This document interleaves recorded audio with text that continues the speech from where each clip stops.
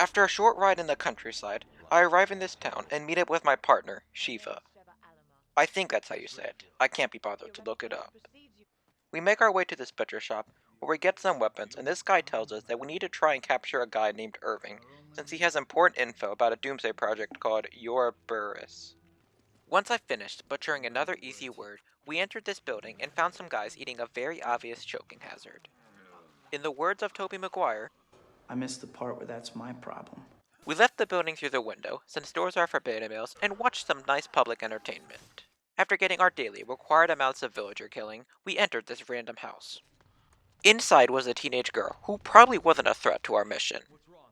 But one can never be too careful in the Resident Evil universe. We found the remains of Alpha Team, another team assigned to capturing Irving. There was only one survivor, who gave me a hard drive containing some important info. Once he was no longer useful to us, we left him and made our way into the basement where we found the symbiote from Spider-Man 3. We cooked him in this air fryer and transmitted the data back to HQ. We fought humans, tentacle dogs, regular dogs, and even these strange bird creatures. We were handling ourselves just fine, but then this helicopter showed up. The pilot must have been a woman, because it crashed almost immediately. I then forced Sheva to fight some enemies by herself. She wasn't very good at it.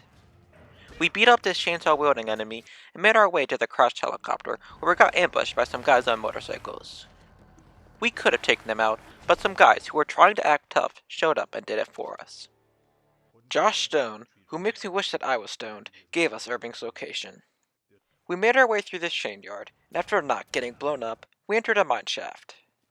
We eventually got to an intersection, and not knowing what way to go, I asked Sheva what she thought. She said right, so we headed left. We passed a few enemies and found Irving. We were about to capture him, but then some lady in a plague doctor costume swooped in, no pun intended, and whisked him away. I might not be able to kill Irving, but I was able to kill all of his men. Sheva and I then got attacked by a giant bat creature. We shot at a bunch, and by we, I mean me.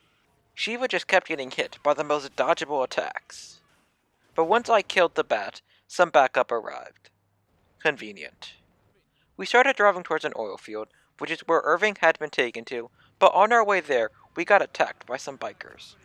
After we killed the bikers, we did a super realistic jump and found Josh Stone's team, who had been killed by somebody or something.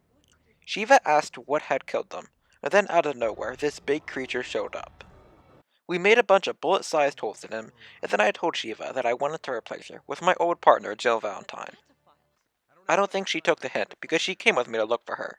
Sheva then told me her super generic backstory.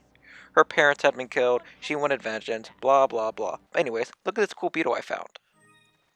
Interesting insects aside, Sheva and I went to this island, where we got ambushed by some primitives. They were no match for us, since we're from this place called the 21st century. Once we got what we needed, we skedaddled our way to another island. After I wasn't able to push Sheva into some crocodile-infested water, I found another puzzle piece. I put all of the pieces together, which opened the door to this village. After accidentally on purpose dropping Sheva into this hole, we rode a cool elevator into another village. I watched the local animals get fed, gave the local villagers some swimming lessons, and then rode a raft. Sheva told me to be careful, and then out of nowhere came this giant crocodile. She really needs to learn to keep her mouth shut. Thankfully for me, it wasn't very, how do I say this, good. After I added, A fine addition to my collection. I got to Irving's oil field. This part was pretty difficult, since Sheva has the IQ of a goldfish. Turn the valve, Sheva. Sheva, run away from the chainsaw-wielding man. Sheva, don't put uranium-235 isotopes into your mouth. As if having Sheva as a partner didn't make this part hard enough, there was also these chainsaw enemies that only took 17 grenades and 15,000 bullets to kill. To make them even more balanced, they could also insta-shot you. 13 broken monitors later, I finally beat that part and found Josh Stone. And here I thought that this day couldn't get any worse.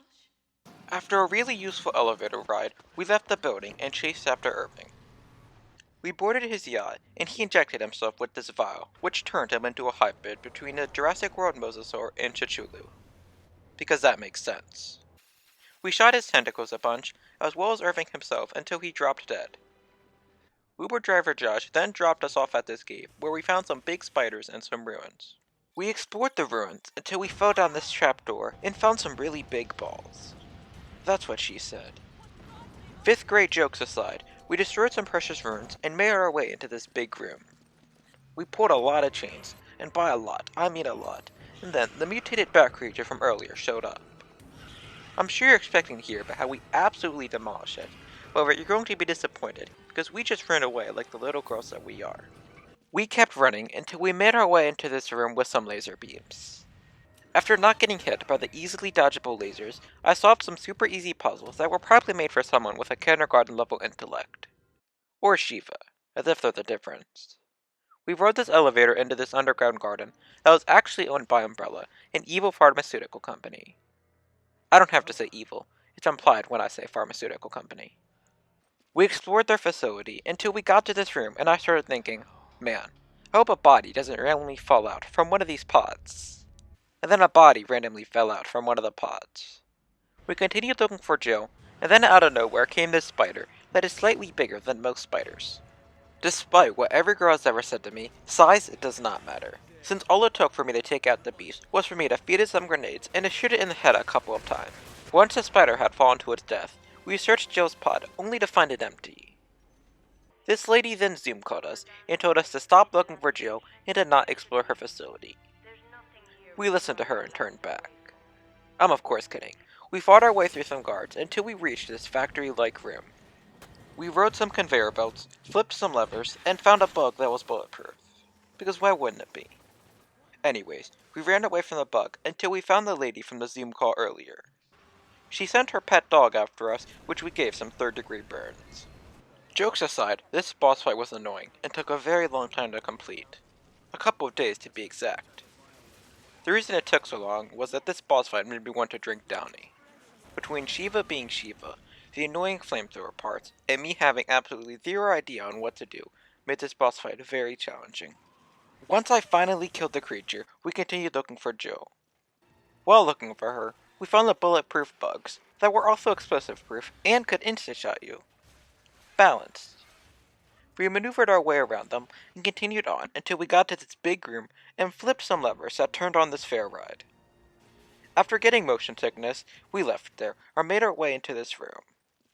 We weren't alone, however. There were also these salamanders here that weren't annoying, nor did they get in the way. We left there and found this woman, as well as Albert Wesker, who told us that the plague doctor lady was actually Joe. A fight then broke out. And by fight, I mean Joe kicking Sheva and I, and Wesker teleporting around a bunch. But once the fight was over, we won by the way. Wesker left, but he accidentally left his pet Joe behind.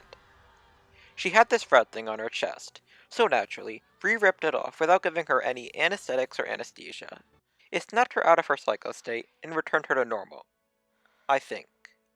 She then asked me, Don't you trust your partner?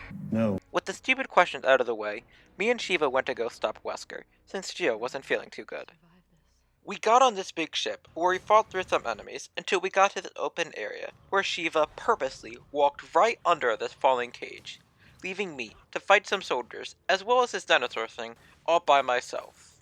I used my claw machine skills to lift the crate off of Sheva, and we then spent a very, very long time exploring the ship until we found the big diesel himself, Shaquille O'Neal. We left Shaq and made our way into the ship, where we got our cardio in for the day, and found this lady.